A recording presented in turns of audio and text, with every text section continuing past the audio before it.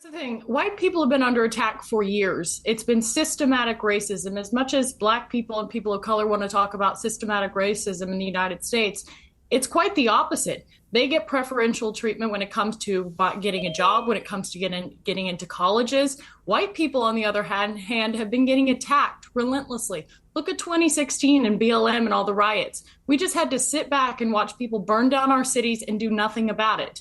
So the way to fight back against essentially this anti-white hatred that's been systemically, ingrained in U.S. society is with white unity. Piers Morgan has essentially become the Jerry Springer of the internet.com, finding hot cultural issues that are flashpoints and then bringing on a bunch of questionable figures in order to yell and scream at each other over it, all while he pretends to be virtuous, while he pretends to be the arbiter of what's good. And honestly, I'm sick of it. And a perfect example of this kind of idea playing out in its most ridiculous way is the segment that he did comparing and contrasting the GiveSendGo fundraisers for Karmelo Anthony and Shiloh Hendrix. And of course, he decided to take a break from that and go after Lilly Gaddis for saying the N-word or admitting that she said the N-word and calling her an evil white racist throughout the course of this segment. Now, of course, this is ridiculous and we'll get to exactly why in a little bit. But before we do, I want to thank everybody who supports this channel via actualjusticewarrior.com/join.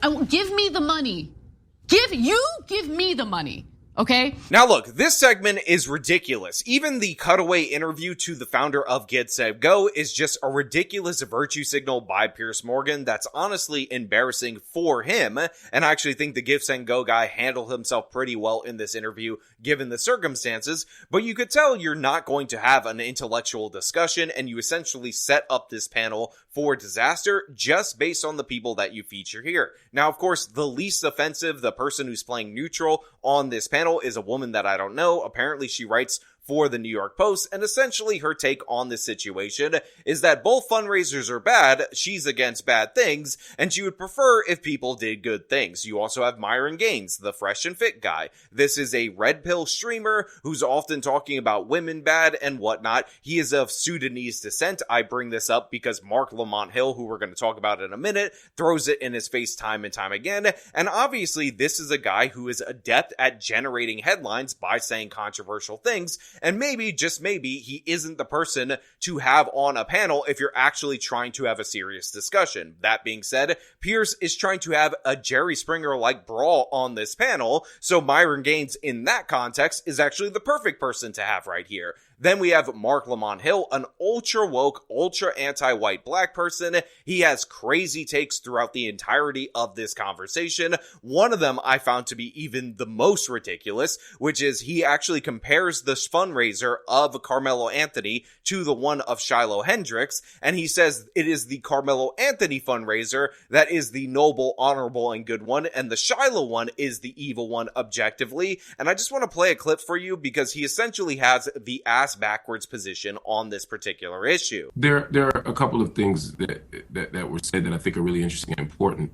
One, there is an outside audience of people who are watching all of this and opportunistically using it for their own agendas and projects. You know, I have an investment in believing X, so I'm going to jump in the comments of this GoFundMe, etc. I have an investment in Y, I'm going to do the same thing. But what I don't want to do is compare these two things as if they're opposite sides of the same coin. For me, the intention of the campaign matters. In the case of this woman who is using the N-word, the woman isn't disputing using the N-word. The woman isn't disputing being racist.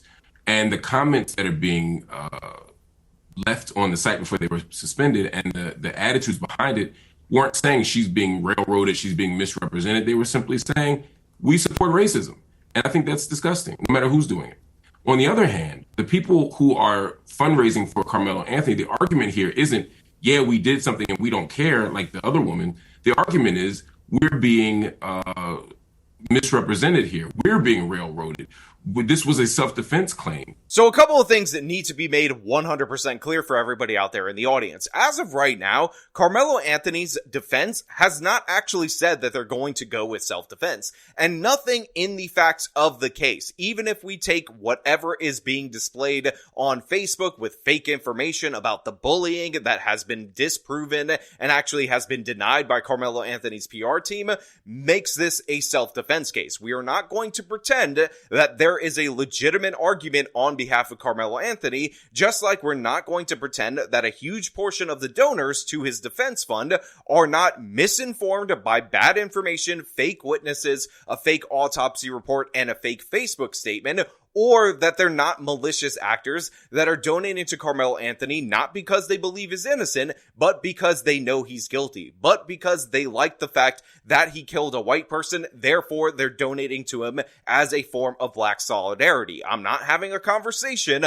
about whether or not stabbing somebody in the heart when you're asked to leave is worse than saying the N-word to a child that they describe as a 5-year-old autistic child, but by the way, to be clear, they have not actually identified this kid. They have not shown this kid's age or his autism status, and I'm of the belief that the kid is probably closer to around age 10, not 5, and not autistic at all. And by the way, it doesn't change my opinion of the Shiloh Hendrix GiveSendGo either. Let's assume everybody's telling the truth. Let's assume she's telling the truth, and let's assume he's telling the truth. If he's telling the truth and he was doing self-defense and he's getting harassed and doxxed, and of course we already know lies have been told about his GoFundMe campaign saying they were spending it on mansions and cars, all the kind of racist tropes. If that's true, he's being mistreated, and I think that's a sort of very easy case to make. When it comes to her, however, let's assume she's also telling the truth, that she used the word, she thinks the kid was acting like one, she feels like she has the right to use that word against that small baby because of whatever age-appropriate thing the kid did. If she's telling the truth and she's getting doxxed and harassed, I don't know if I want to reward her behavior with $500,000. I don't think she should be doxxed. I don't think she should be harassed. I think she has been mistreated to the extent that no one should be. You have a right to be racist. You have a right to free speech in this country. But I'm not donating money for it, and I feel a lot worse about her GoFundMe than the one for the person who's been railroaded. So yeah, even though I've made it clear that I would not donate to the Shiloh Hendrix GiveSendGo, I understand people say, oh, it's about fighting against cancel culture, it's about fighting against white guilt. I'm somebody with zero white guilt. I advocate for people to have zero white guilt, but the fact is, even if we believe her version of events to be true, she's somebody who hurled a racial epithet at a child that I probably think is around age 10, doubled down on it on her GiveSendGo, saying that she called him out for what he is, and has raised $750,000 for it. Now, of course, I don't support doxing her. I don't think people should try to ruin her life forever. I hate the idea that these viral videos can be used to deny you employment throughout the course of your life, but the fact is, I don't think Shiloh is a good person or a good representative of somebody who's being wrongfully victimized by the mob, because in reality, she at least owns up to the actions that she's being accused of.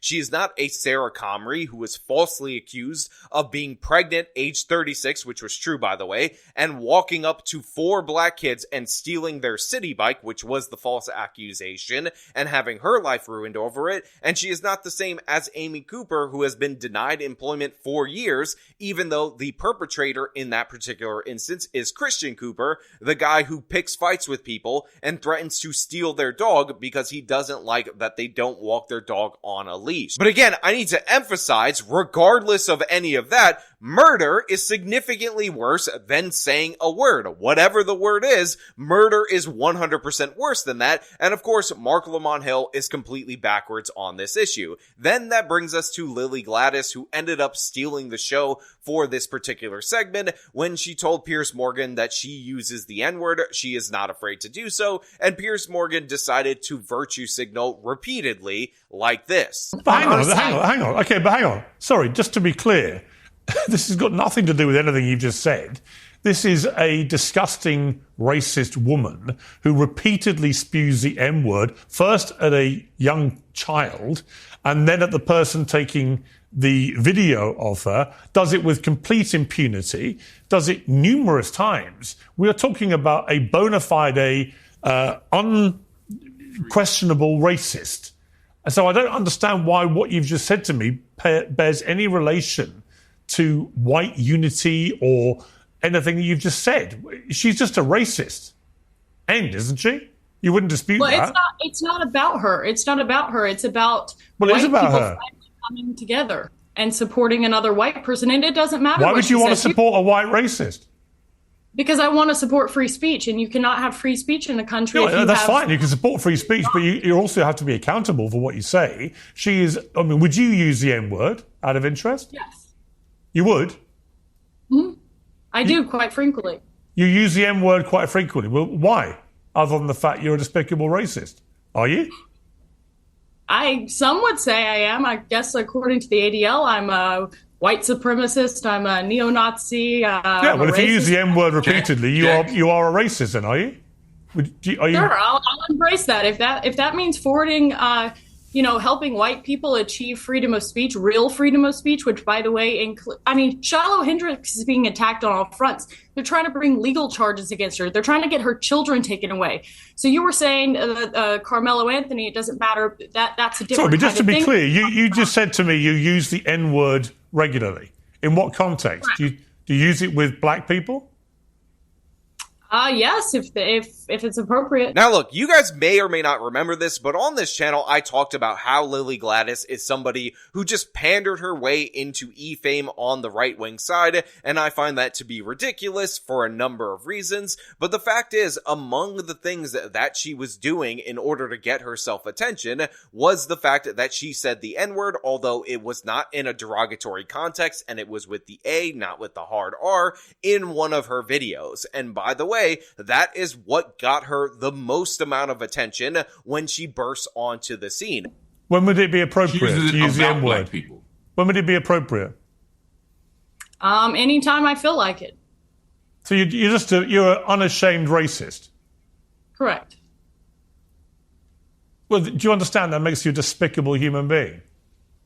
I guess so. I don't really care. I mean, why are we not talking about Shiloh Hendrix? Why are we talking about? Well, actually, I think you've moved it on in this debate very quickly to your own racism, which explains why you've supported her in public and why you've got all these views. You see no problem with a woman shrieking the N-word repeatedly because you yourself are a despicable racist. Now, Piers Morgan probably, but his producers definitely 100% know this. This is, in fact, why they brought Lilly onto the panel. Now, I know she had a tweet related to this and how she wants to support Shiloh and whatnot, but the fact is, this girl is quite literally known for saying, even though it wasn't in a derogatory sense, even though it wasn't with a hard R, even though it wasn't in reference to black people, the N-word. That's what she's famous for. So think about how ridiculous this whole interaction is. Piers Morgan says, "Would you say this word?" She says, yes. In fact, this is what she is known for. This is what she's famous for. And then Piers Morgan virtue signals against her, says that this person is a virulent racist, and goes on this whole rant about how he's this holier than thou figure, when the fact is they brought her on this show in order to get her to stir up controversy, not to have a logical or reasoned discussion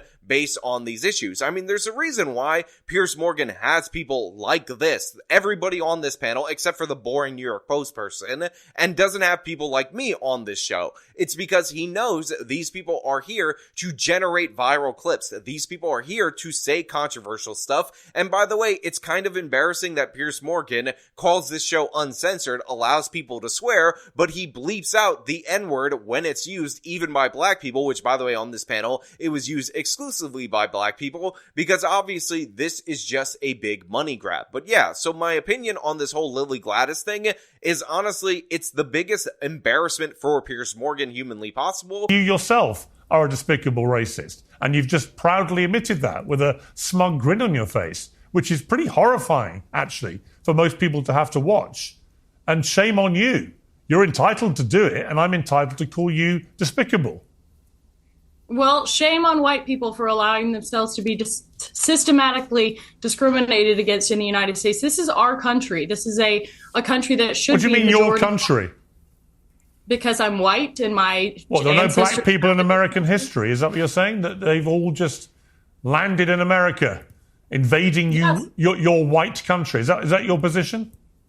Mm-hmm. Because the whole entire reason that she is known is for saying the N-word. The only reason that Piers Morgan booked her is because she's called for like white unity or white solidarity and retweeted something from Nick Fuentes about how white people need to get tribal. So this was all a setup so he could virtue signal against her. So he could say, that's a bad white girl. That girl with the blue eyes, her saying white unity is evil, white, and racist. And I, Piers Morgan, am above that. And by the way, that virtue signaling attitude went into the interview with one of the founders of GiveSendGo, and it was absolutely embarrassing for a number of reasons, and chief among them is that Piers Morgan doesn't understand the First Amendment. Just to be clear, then, hang on, just to be clear, so that's interesting what you just said. So you would let anybody onto your platform to raise money for anything? Is that your position?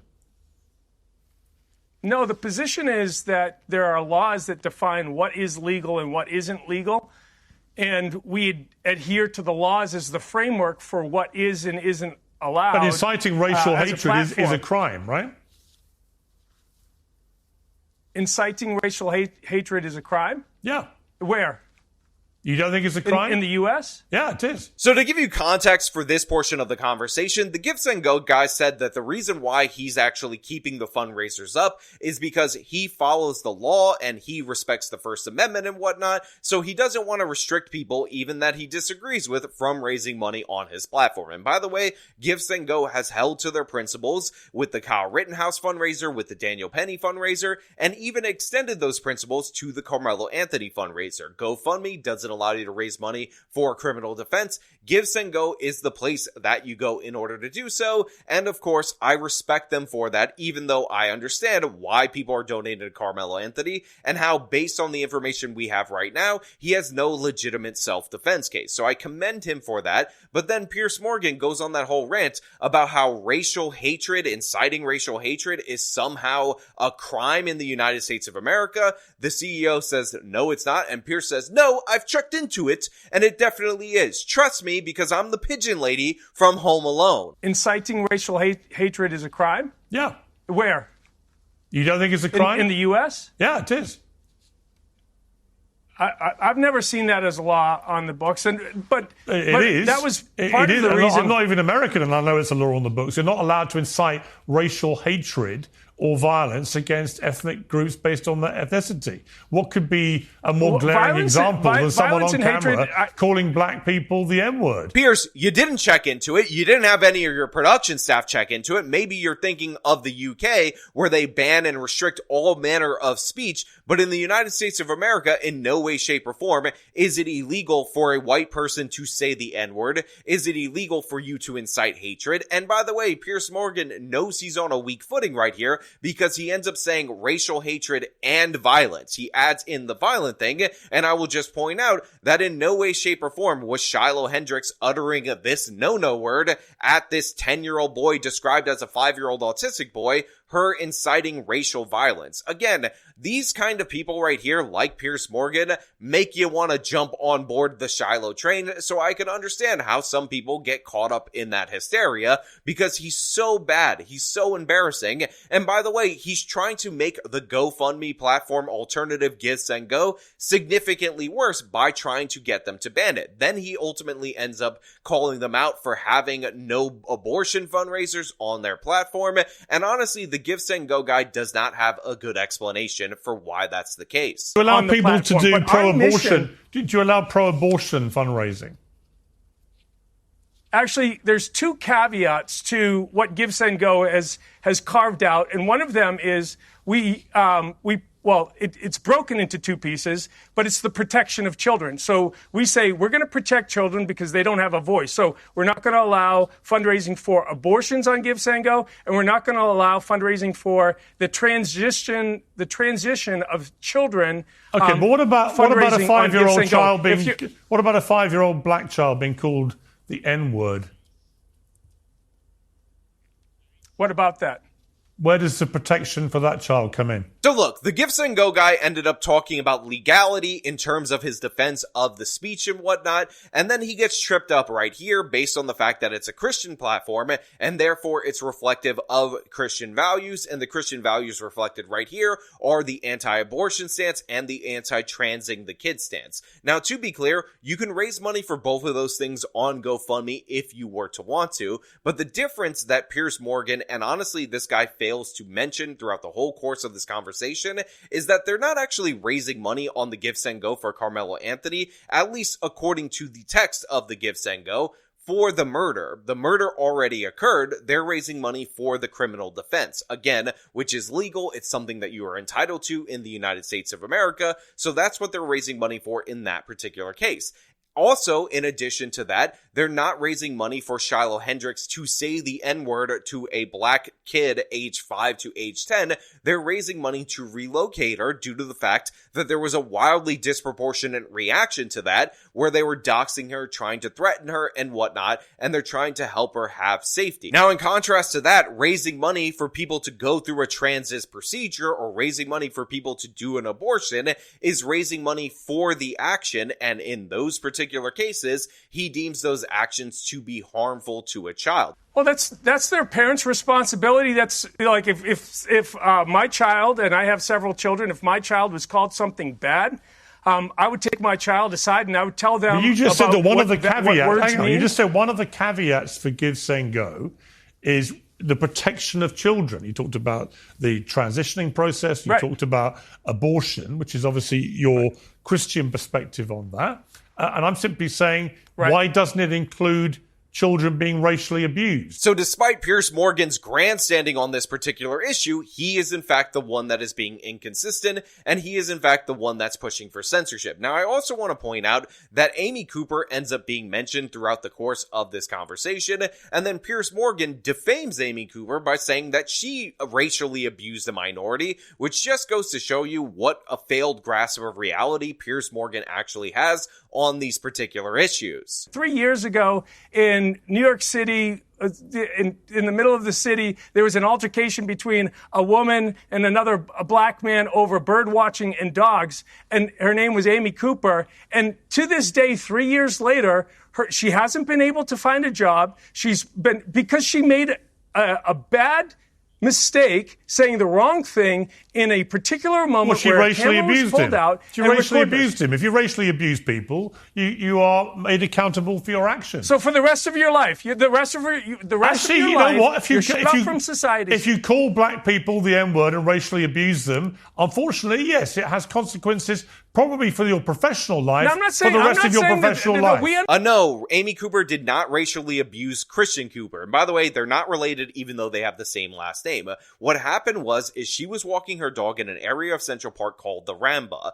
Christian Cooper, who describes himself as a bird watcher, didn't like that, so he told her to leash her dog. She said no, and then he pulled out dog treats and implied that he was going to steal her dog as a punishment for her. So again, she, being a woman alone in the park, being confronted by a man, called the police based on this. And by the way, this is not according to me. This is not according to Amy Cooper. This is according to Christian Cooper's original Facebook post. But because it was in 2020, because people liked the Karen meme, this race hoax ended up ruining this woman's life. Because we have a culture that's so backwards on race that a white person, a white woman, getting into an argument with a black person is considered evil, white, and racist. And I will just point out, if you switch the races, if you have made them both the same race, you are going to get this result each and every time when you have a man confront somebody alone in the park and threaten to steal their dog as punishment for the woman refusing to obey the man. This will happen 100% of the time.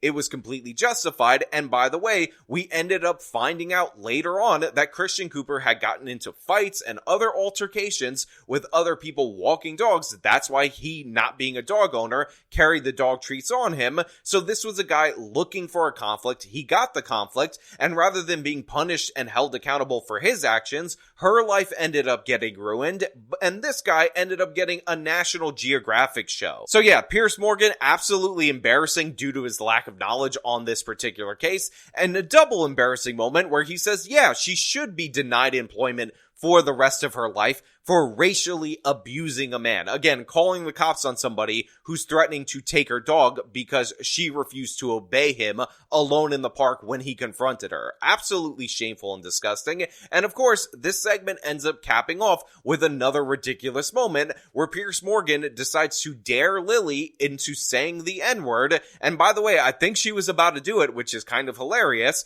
But then Marc Lamont Hill absolutely loses his mind. Say You the will M- not have Go on, free say, speech. go on. Say the M word. Go on. No. Hang on. Don't invite. No.